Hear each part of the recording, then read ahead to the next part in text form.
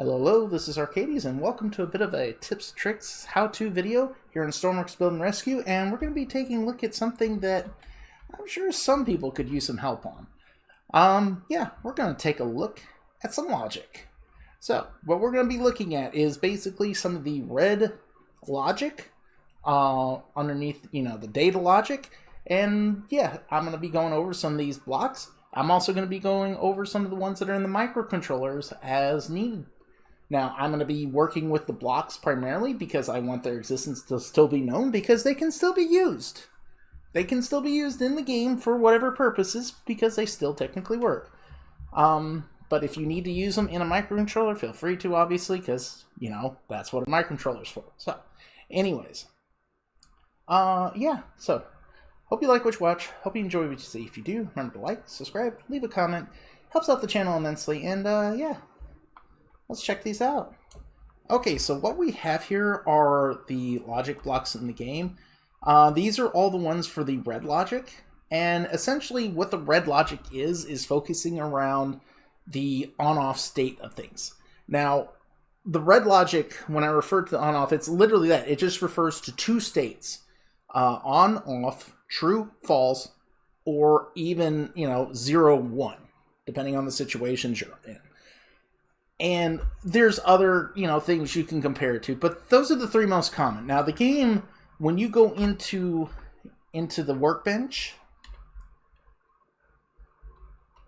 and you go to look up the logic, typing like this, it lists it as on-off, like here on this AND block. But when you go actually out into the game and say you have your tooltips on and you look at it, it says true and false. On, off, and true and false are respectively the same. So, on is true, off is false. And as long as you keep that in mind, this should start working out, easy enough. I kind of wish they would change the menu from off, but that stuff's kind of been, it is what it is. So, now, we're going to take a look at each of these blocks and give some basic uses and certain properties with each block. Okay, so the first two blocks we're going to be looking at are the constant on signal, which we'll look at the description here. It says, a simple logic component that continuously outputs an on signal. This is useful for creating logic circuits that are permanently switched on. So what it means, if you want to create something that has a constant true signal given into it so that it constantly functions, it will do that. Now, in the case of here, we're going to be using lights as our simple indicators. So that means all we got to do, put this in, hit that on, and as you can see, the light turns on. It just stays on, and there's no way to manipulate it. It just sits there on and true. Now for the NOT block, a logic gate that outputs the logical NOT of its input signal. The output will always be the opposite of the input. So what that's referring to is saying is that whatever your input is, so in the case of default here, say we take this button, and I'm going to hook it into the input of this, and we're going to take this output to here, it's going to output the opposite of here. So whatever this is, it's not going to be that. So if this is off, this is going to be on. If this is on, this is going to be off. Or if this is true, this is going to be false. That's false, that's true. And an example of watching. So that means by default, with a toggle button that's switched off, it can be on constantly, just like the constant on, because it defaults to outputting a true signal. As you can see, not A. Now the A is the input, referring to the input there. So, but the moment you hit the button, which now, as you can see, it says toggle true, the A input is now true, so it's not is false, and thus the light is off. So in one sense, you can actually consider, you can use this as a constant on that has a switch to turn it off. So you're turning off the constant on switch. That is one purpose for it. Not the only or the primary, but one purpose of it. Okay, so the next set of logic blocks we're going to look at is the OR blocks. Now we have two listed here. There's a third one in the microcontroller, which I will go look at that real quick, and you can actually replicate it with the blocks, but in the microcontroller they just straight up have a block for it. Or they have just, you know, microcontroller block for it. But what we're looking at are the OR blocks. Now there's two of them. We have the basic OR block, which is a logic gate that outputs the logical OR of two input signals. The output will be switched on if either of the inputs is on, and off if neither are on. So what that's saying is, as long as one of the inputs is on, the output will be true. So if A or B is on, the output will be on. If neither A or B is on, then, or if A and B are both off, then the output will be off. But if A is on, the output will be on. If B is on, the output will be on. So as you can see right here, we have the upper block, or the lower block is the OR block, and I already have two buttons attached to it, as you can see there. So when you go to use this, if you click there, that's on. Click there, that's on. Because, you know, they're both true. We turn that one off, it's still on. Because we still have a true input. Turn it off, guess what? They're all false. So as long as one of these is on, one of the inputs is on, it will output a on signal. Okay, so we're here in the microcontroller. This is a microcontroller specific block. And what it is, it's called the NOR block. Now, my problem with the microcontroller blocks is the descriptions are very, very lazy. Because all it says is outputs the logical NOR of its two input signals. That's all it says. It doesn't tell you what the effects are. Which, if you go to the blocks, they have a nice written out explanation of what they do with the AND. Because you can see, like, we just looked at the regular OR block, and here it says only outputs the logical OR of its two input signals. Whereas the other one, the actual block outside actually described to you what it did to, you know, to a certain effect. And like I said, if you want to go back, reference that yourself, and you can find out. Now, the OR block here, the NOR block, which we're going to look at, is the NOT version of the OR gate. So in other words, its output is opposite of its inputs. So when these are both false, this is going to be true. If this turns true, this turns false. If this turns true, this will turn false. If both of them are true, this will be false. So you understand, that's 4 possibilities of states between the inputs and outputs, but only one of them outputs true and all the rest output false. In other words, no true, true. Either one of these are true, this is false. And if both of them are true, this is false. Okay, so you can see out here, here's the microcontroller I made. That is the NOR block. As you can see, I added the tooltips so you can observe what's going on. And as you can see, the NOR output is true. So the light is on. It's over there. I hit the button. It says the input's true. It's false. Light is out. True. Makes its output false. Light is out. Turn them both on. They're both true. The output false. It's out. Okay, now for the next one. Okay, so the last block in the OR series that we're going to look at here is the XOR block, XOR. A logic gate that outputs the logical XOR of two input signals. The output will be switched on if only one of the signals are on. The output will be switched off if two signals are the same. So, as complicated as that was to say, which is a much better explanation of outputs the logical XOR of two inputs, what it's saying is that if the two inputs are the same, this will be outputting false. So if input 1 is false and input 2 is false, the output will be false. If input 1 is true and input 2 is true, the output would be false. But if input 1 is true, input 2 is false, then the output will be true. And vice versa. Input 2 is true, input 1 is false, then the output will be true.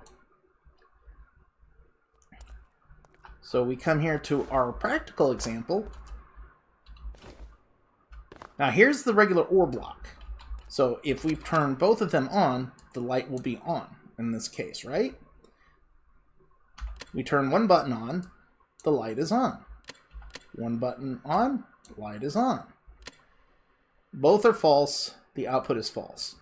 But we turn both of these on, like in this same state, the light will be off. So you notice the difference here is that both of these are on, just like these, but its output is false because both are on. Because their outputs match, or their inputs match, the output is going to be false. So if you turn one off, one will stay on.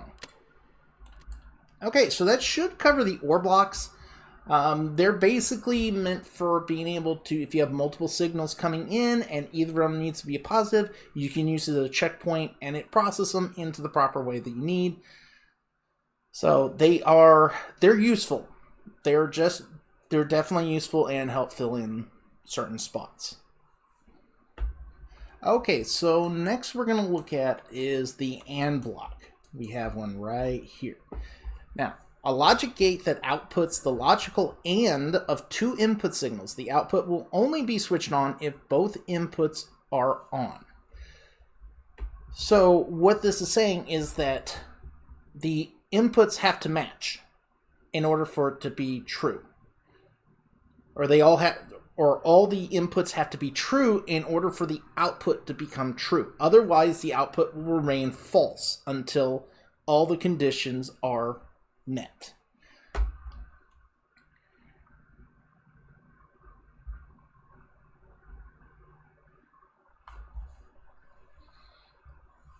This is also the other bonus to doing the blocks, is they have actual descriptions on the actual, this. Whereas versus, this is whatever you make it to be on the microcontroller. But they actually give you a signal. It says outputs an on signal when both A and B are on, and an off signal if either one is off. Like, they're much more thorough descriptions of how to use these gates right here. Okay, so we're out here in the practical. As you can see, we have our AND block. It says A, B, false, and then A and B. So we have our light there. We turn on one. It registers as true, but it's not both. So light doesn't come on. We turn on B. Again, only one is on. So the condition hasn't been filled, and it's not going to turn true. Turn the other one on. They're all true. Lights on. Ignore that. So, as you can see, now as long as all the inputs are fulfill the conditions needed for the gate, it will output true. So in this case, they all have to be true in order for it to output true. Now, the other block, which I have down here, is the NAND block. I can't really explain it to you because, again, the microcontroller descriptions aren't very good. But it is just like the NOR block. It is the NOT version of the AND gate. So that means instead of it by default showing as false, it will be showing as true until both of the inputs are showing as true.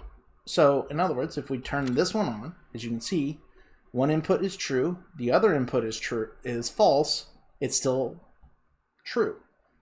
I hit the other one to make both the inputs true, it turns the output false. So it's, in other words, it's opposite of what the inputs are. Where we turn both of these on, it becomes true. So it has the opposite output of your inputs here. So it behaves opposite of the regular AND block. Now, if you're using the blocks and you want to create the same effect of some of these, the NOR block and the NAND block, you can replicate it just by putting a NOT block after the AND block or the OR block, and just connect it to here and then connect it to the light, and this will give you the same effect as a NAND or a NOR block. Okay, so the next set of blocks we're going to look at are the push to toggle and the toggle to push. Now, the toggle to push is actually also called the pulse, and it is actually specific to the microcontroller. Now, we're going to look at the push to toggle first. Says, this component has an internal on-off switch that is toggled every time a new signal is sent to its input. You can allow regular push buttons to act as toggle buttons. So, what this means is that every time it receives a on signal, it switches its state. So, if you turn it off, it just doesn't do anything. But once you hit on, it changes its state from, so if it was on, or true, it will now become false. If it was false, it will become true. So it's the same way you can just use a toggle button to do the same effect, but it allows you to use a push button to generate the effect instead. Now, if you stagger it with a toggle button, it creates an interesting, delayed feature.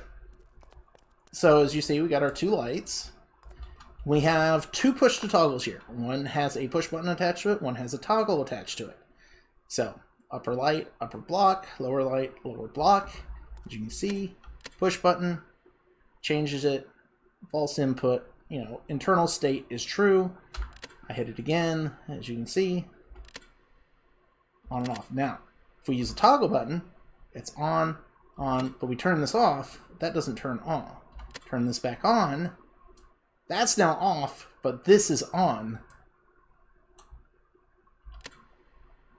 And then everything's off again.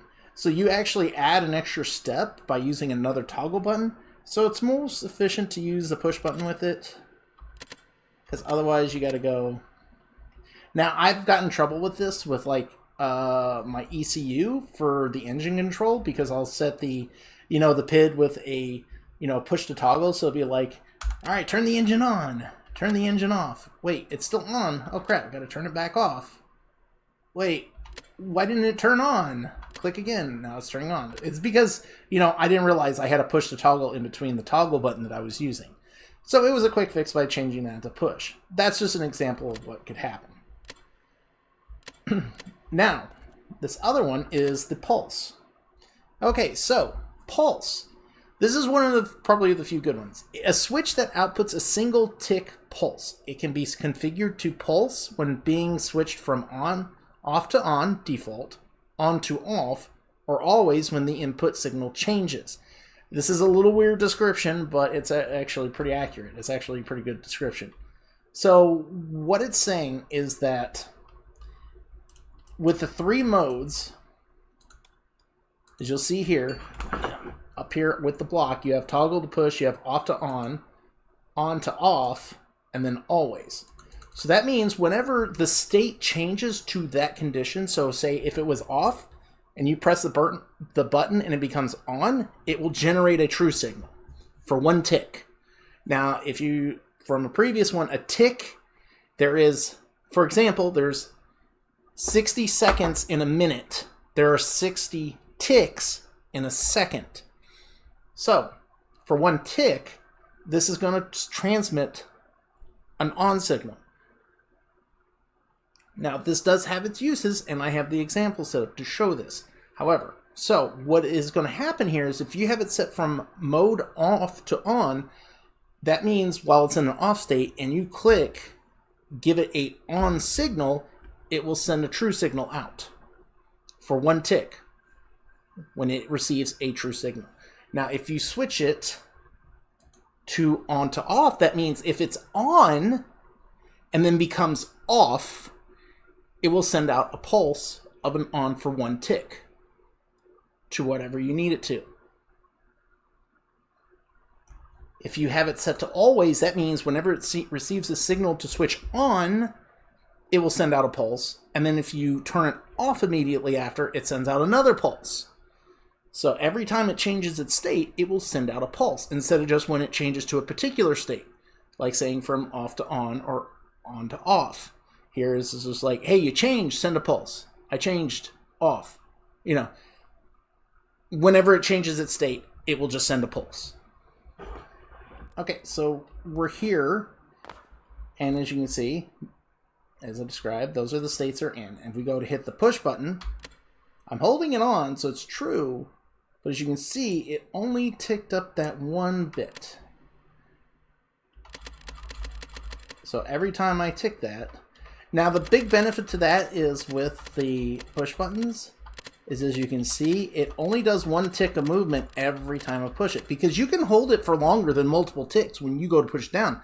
So it ends up creating so it doesn't become proper when you need it. So that's one of the advantages of the pulse. It gives you the very minimum amount of movement, or, you know, not movement, but, you know, minimum amount of pulse to say, hey, yes, I got clicked for the very 1 split second. So, like, if you're doing a counter here and you were to hold it, it would keep going up for the amount as long as you've held it. But you only wanted to go 1 state. So if you're using, like, say, up-down counters like I do here, or the one in the microcontroller where you can control the interval better, you can actually set it to go to an exact number a lot better. Now, I have down here, I have the toggle one, and as you can see, it did the same thing. It's just like holding it. It only allowed for 1 moment to go through. So you can actually turn one of these on, and it will do 1 click blast, for, you know, 1 pulse for 1 tick of the on state to change it. Okay, real quick, I changed this bottom one to be always for the pulse mode. Now, as you can see, it's sitting at 0. I hit turn this on. It hit the thing once. Now, if I let it go, turn it off, it clicks again because it changed state. It's changing to true. It went up. I go to hit this again, it's going to change to false, so it's going to change state, causing it to go up again. You can see 0.66. And that's how the always works. The off to on just means it'll send a pulse when you go to turn it on, and as once again, and if you have it on to off, it sends a pulse when it's turned off. So, okay, the next set of blocks we're going to look at here. We're looking at the JK and SR, the JK Flip-Flop and the SR Latch. These are kind of a bane. I'm not super good at them, but I know how to basically use them. So, here we go. SR Latch. An SR Latch that can be set and reset using 2 on-off inputs. When both inputs are off, there is no change in state. If both set and reset are set to on, reset will take precedence.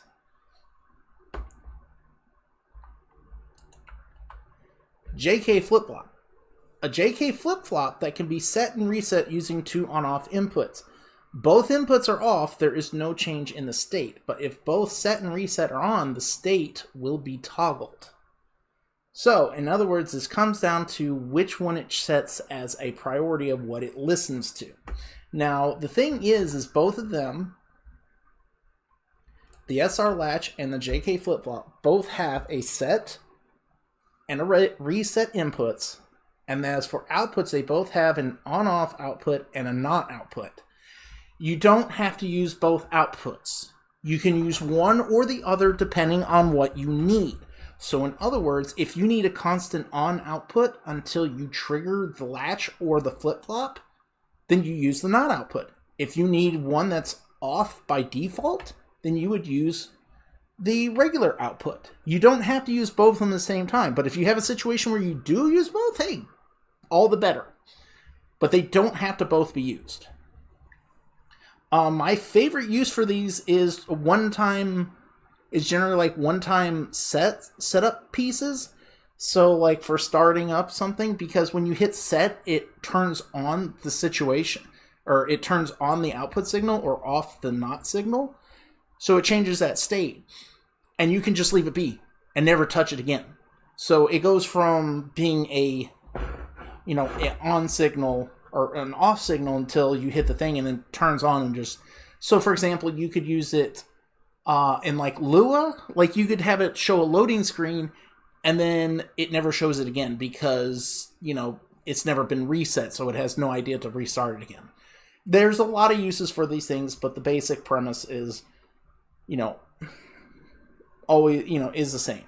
There's always a trigger that change its state, its output from false to true, and then you have the reset to turn it back. And the preference here that it's trying to talk about is what happens if both are on at the same time, what it takes precedent in doing. Okay, so here we have them here, and as I said, for their similar function, is that when you go to hit the set button, which will be this upper one in both of these, that's the same. Now what comes into effect is when you go to hit reset. And the SR latch, the reset takes precedent. So even though this is true, it will reset. But if we let it go, it will turn back on. But if you turn the input off and turn this off, it will still be active. Now, when you release it like this with the SR latch, and then you turn the set button off, this will remain on the entire time. So it's a latch. It just lets go. And then you want to ever reset the latch, you just hit the button to reset it. Now, this would be something like a push button generally, or whatever. But if this is on and then this comes on, this won't turn on. Because the reset takes precedent. Okay, so for the JK Flip-Flop, the thing with it is that the changing of the state takes precedent. So if you flip this on, of course it comes on. Hit the reset, it turns off. But if then you change the state of this, it will come back on. It takes precedent over the reset. But if you leave that on and you hit the reset enough as well,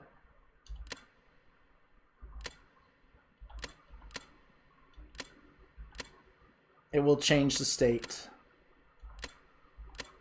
as well. The flip-flop is annoying, but the SR latch is consistent because if the reset's on, it's off. No matter what you do. So, these have always been a bit of a trouble for me, I will admit, but they have their uses, and they're really nice to help solve certain problems, and thankfully, yeah. So, like I said, remember, this our latch, the reset takes precedent. Down here, the set state takes precedent over the reset. So, okay, let's get to the next one. Okay, for the next pair of blocks we're going to look at, we have the capacitor, which its description is, charges up when receiving an on signal, then discharges over a period of time. The charge and the discharge times can be configured by selecting this component with the select tool. Once charged, inputting a new signal will reset the discharge timer. That one's kind of a little misleading from the actual uses I've seen, but it's still there. Okay, so for the capacitor, when you come to the block and you select in it, you have two settings here, the charge time and the discharge time. Now, the charge time is how long it takes that it needs to receive a signal before it starts discharging. So if it's set to 3 seconds, it has to wait 3 seconds before it starts discharging. Now, what the discharge time is how long it will continue to produce a on signal once the signal that's giving it a true signal disappears. So, for example, here you see I have a charge time of 3 seconds and then a discharge time of 3 seconds. So that means when I press the button, it will wait 3 seconds before it starts outputting the signal. And then when I turn the input off, it will go another 3 seconds before it will turn off the light. So we got our capacitor here. You can see it's false. Now I click. And as you can see, there it goes. It took around roughly 3 seconds. And then I turn this off. Stored charge is still true until finally it turns off. So, waits 3 seconds, turns on, waits 3 seconds after being turned off to turn it off. Now, it will stay on the entire time because it's continuously receiving the on signal. So it's not going to repeatedly go off and then come back on for 3 seconds. It's not going to blink. It will just stay on until the signal is turned off, and then it goes into following the off state for the discharge. Now we have the other block, which is the delay block. This component stores an input on-off signal, then outputs it after a delay. The delay time can be configured by selecting the component with the select tool. The internal delay timer is reset whenever the input signal changes. So basically, if it's turned off, it stops. Now I have the delay timer set to 3 seconds as well. And what this will do is it takes 3 seconds before it turns on the light. 2, 3, blink, turn off, 1, 2, 3. Bloop, off. Now, the big difference between this, because you see they both did the same thing. The big difference, however, the capacitor, this is much simpler to set up because it just is delaying the signal overall. This, you can customize the input and output. So you can actually change this to have a 0 charge so it fires off instantly, but then extends out for a little bit longer. The best use of this is with like the transponders, because it no longer emits a continuous signal for not for the transponder, for the buzzer. The buzzer used to play out its signal. Once it got hit, it would just play it out. Well, it no longer does that with one of the recent updates. So if you put a capacitor after the transponder output, and then put that to the buzzer speaker or to a light, you can actually, and then set the capacitor for its output to, like, say, half a second. It actually makes it stay there long enough for you to actually register that the thing is actually blinking or making a sound. Or however you need to for it to, play the signal or whatever. So, and then every time it gets a new signal, it'll reset it. So, for example here, I just added a push button to the capacitor. I just hit that real quick. See, the light is on for a moment. Just enough you could actually say, hey, oh, something getting my attention. And every time this gets hit, it just stays on until finally it just lets go. So, yeah. There is your uses for that one. Okay, so we have one other block here I wanted to check out. Then there's 2 more in the microcontroller. We have the blinker. The blinker outputs a value that blinks between on and off at a set rate. You can set the duration that the signal should stay on and off by selecting it with the select tool. A control signal determines whether or not the blinker should output anything. If the control signal is off, the blinker's output will be off. If the internal blinker timer is reset every time the control signal is switched off. Okay, so basically means when you turn this on, it starts blinking. When you turn it off, it stops blinking. The interval is set by these 2 things. If it blinks on at this rate and blinks off at this rate. So it will be off at this rate and will be on for this long. So you notice my length that it is on at 2.5 seconds is almost twice as the off rate. So we come here, we hit the button. As you can see, It's on for 2.5, off for 1.5, and we turn it off, it just turns off. It's done.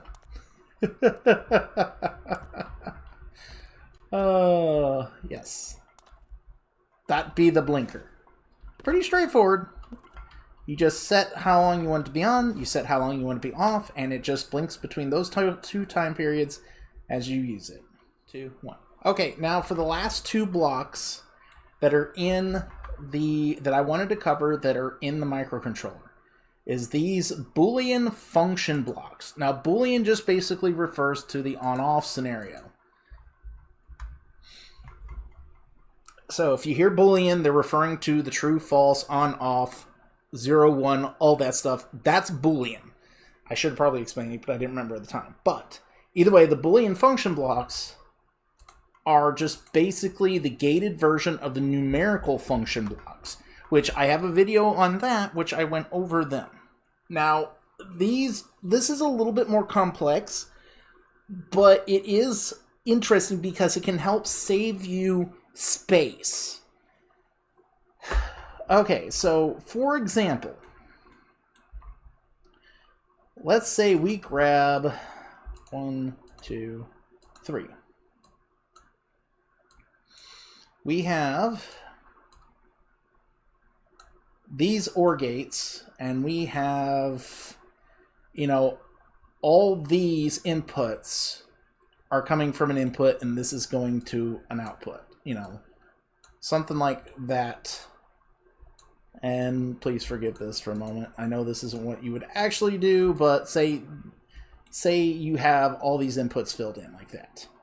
You can actually condense all this into this function block by coming into here, and you will see we have the variables. So it lists all the variables that are down on the side here. X, Y, Z, and W. So say we take these inputs and instead we put them here. And we'll put the output there. Now, if we want to replicate this, our 3 OR blocks with the 4 inputs, well, now we have our constants, which is true and false. I'll admit I'm not exactly sure how to use these at the moment, but I'm pretty sure I'll figure that out. But over here, we have our operators. Now, I went over what these are for the most part. And as you can see, we have the AND, which uses the AND symbol. We have the OR, which that's not an L. So on your keyboard, a typical QWERTY keyboard, if you look above the enter button, not the numpad enter button, but the enter button that's above your right shift button, there is a button above the enter button that looks like it has a backslash plus a vertical line. So it would look normally like, well, okay. Well, it'll pop up like that, if you can see in there. But that's your OR. Your NOR is the little arrow that's above the number 6 at the top of your keyboard, your hotkeys, I guess you could say. And your NOT is, well, the exclamation mark. Now, what makes this interesting for what you can do for here, say we wanted to make all those ORs affect all those inputs. So in the case of this thing, we would go X, or Y, or Z, or W. And that will be the basic Boolean for turning this all into OR. So it's basically saying if any of these inputs are on, this will become true. So if any of these are true, this will be true. Just like if any of these, because this OR block is if either of these were true, then it would make this true, which then comes to this OR block, So if either these are true, then it would make this true. Well, this would then come to this OR block and says, hey, is this true? Is this true? Yes, so then this would go output. So basically, if any of these 4 outputs would be true, then it would follow this chain to go through here, and this would be it. So you're just skipping these 3 blocks for this one block to do the same thing.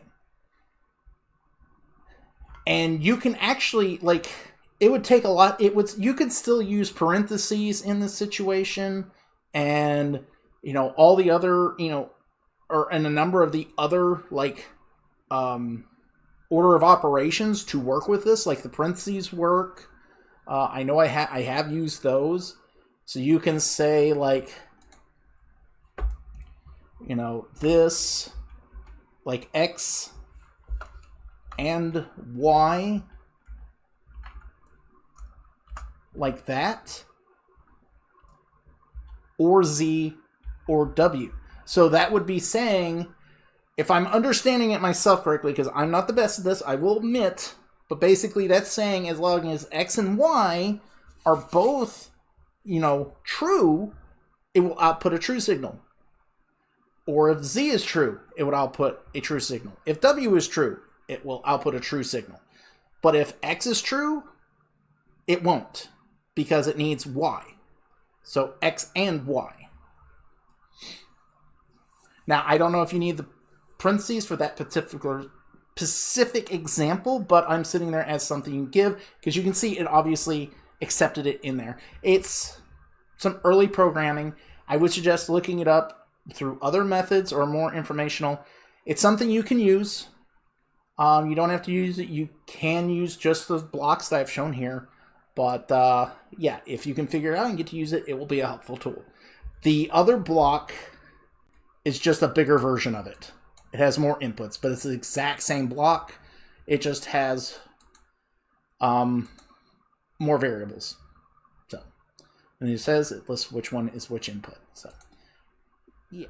Okay, so yeah, so we covered the basics of all the regular red, true, false, on, off logics that are available in the game, both the block and the microcontroller forms, where they were specifically different. I hope I covered everything. If you see I missed something, feel free to tell me about it in the comments, and I'll see if I'll make sure to get it covered later. So yeah, I hope this helped you out. I hope it at least gives you a firm footing that you can at least figure out how to use them as you need to. Yeah, I didn't give a lot of actual practical examples, but I just wanted to show you how they basically work for this most part. So, yeah. So, hope you had a good time. Hope you enjoyed the watch. If you did, you know the deal, you know the spiel. This is Arcades, signing out. Have yourself a good day. Whee!